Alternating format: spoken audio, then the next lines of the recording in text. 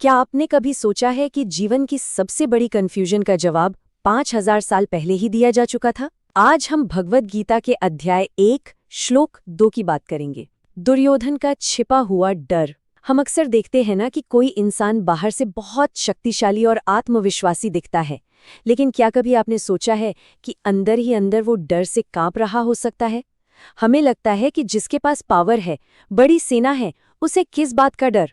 लेकिन आज का ये श्लोक आपकी इस पूरी सोच को बदल देगा। चलिए देखते हैं कि कैसे एक इंसान का बाहर का दिखावा उसके अंदर के असली सच को छिपाने की कोशिश करता है। बाहर से एकदम कॉन्फिडेंट लेकिन अंदर से डरा हुआ, ये सवाल सीधा हमारे दिमाग पर असर करता है। आप सोच रहे होंगे कि ये तो आज के मॉडर्न कॉर्पोरेट लाइफ या हमारी भाग दौड़ वाली जिंदगी की प्रॉब्लम है, राइट? लेकिन नहीं, ये सेम साइकोलॉजिकल प्रॉब्लम आज से 5000 साल पहले महाभारत के युद्ध में कुरुक्षेत्र के मैदान में भी हुई थी। और यही बात इस प्राचीन ग्रंथ को इतना खास बनाती है। गीता कोई पुरानी ऐतिहासिक कहानी नहीं है, इसमें हमारे आज के मॉडर्न माइंड की हर उलझन का सबसे गहरा जवाब छिपा है। आइए सीधे उस मूल संस्कृत श्लोक पर चलते हैं। भगवद गीता अध्याय 1 श्लोक 2। दृष्ट्वा तो पांडवानिकम व्यूढ़म दुर्योधनस्तदा आचार्यमुपसंगम्य राजा वचनम अब्रवीत। इन प्राचीन शब्दों में एक अलग ही शक्ति है। इसे धीरे धीरे सुनने से ही आपको इसकी गहराई और आध्यात्मिक महत्व का एहसास होगा। यह सिर्फ एक नॉर्मल सी लाइन नहीं है, ये एक बहुत बड़े ऐतिहासिक और मनोवैज्ञानिक पल का वर्णन है। तो इसका आसान हिंदी अर्थ क्या है? यहाँ संजय, जो अपनी दिव्य दृष्टि से पूरा कुरुक्षेत्र देख सकते हैं, वो धृतराष्ट्र को लाइव बता रहे हैं कि असल में वहाँ क्या हो रहा है।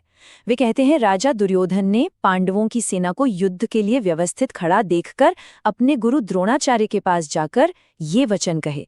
सुनने में बहुत सिंपल लगता है ना, बस एक राजा अपनी सेना के सेनापति और गुरु के पास जा रहा है। लेकिन रुकिए, यह सीन उतना सिंपल था नहीं जितना दिख रहा है। अब आते हैं इसके डीप एक्सप्लेनेशन पर। दुर्योधन का अपने गुरु द्रोणाचार्य के पास जाना, क्या ये सिर्फ एक राजा का अपने गुरु को दिया गया सम्मान था? बिल्कुल नहीं। जब दुर्योधन ने पांडवों की उस विशाल और एकदम परफेक्ट अरेंज्ड सेना को देखा तो उसके अंदर एक भयानक घबराहट पैदा हो गई। गुरु के पास जाना सिर्फ एक बहाना था। असल में वो अपने अंदर मचे हुए उस पैनिक को, उस डर को कंट्रोल करने की हताश कोशिश कर रहा था। एक बहुत ही नॉर्मल सी हरकत के पीछे एक बहुत बड़ा डर छिपा था। यहीं पर दुर्योधन के कैरेक्टर की असली सच्चाई सामने आती है। एक तरफ है उसका शक्तिशाली और अहंकारी बाहरी रूप जो दुनिया को डराने के लिए है, और दूसरी तरफ गहरा आंतरिक डर और चिंता। बाहर से वो एक ऐसा राजा दिख रहा था जिसे कोई हरा नहीं सकता, लेकिन इस श्लोक में उसकी मेंटल स्टेट बिल्कुल साफ है। पांडवों की सेना देखते ही उसका सारा अहंकार पल भर में उस अंदरूनी डर के सामने चकनाचूर हो गया। ये हमें इंसानी फितरत की बहुत बड़ी सच्चाई दिखाता है कि झूठा दिखावा प्रेशर में हमेशा टूट जाता है।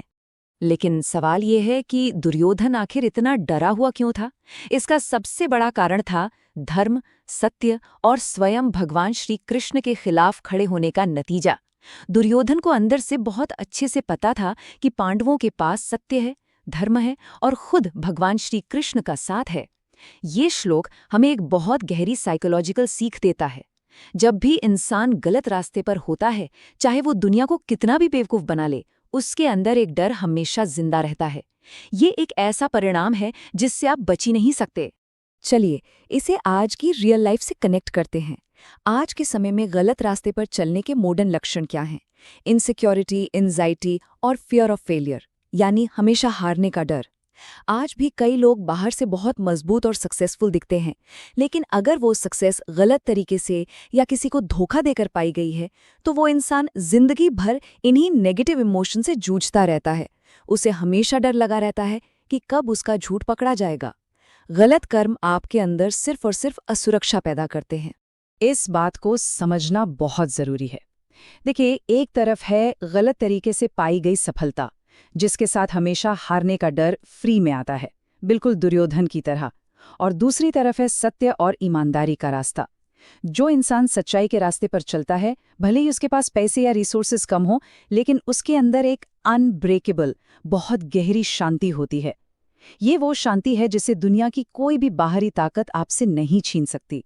अगर कोई इंसान इस एक शिक्षा को अपने जीवन में उतार ले, तो उसका पूरा जीवन बदल सकता है। झूठ और अहंकार आपको टेम्परेरी पावर दे सकते हैं। कुछ समय के लिए आपको लगेगा कि आप दुनिया के सबसे ताकतवर इंसान हैं, लेकिन असली और सच्चा आत्मविश्वास हमेशा सत्य और धर्म से ही आता है। इस बात की गहराई को महसूस कीजिए।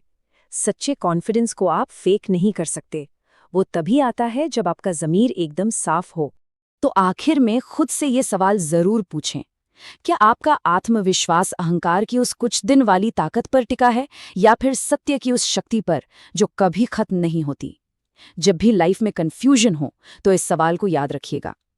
सच्चाई को अपनाना ही निडर होने का इकलौता तरीका है। अगर आप चाहते हैं कि गीता का अगला श्लोक भी मैं ऐसे ही डिटेल और आसान भाषा में एक्सप्लेन करूं, तो चैनल को सब्सक्राइब जरूर करें।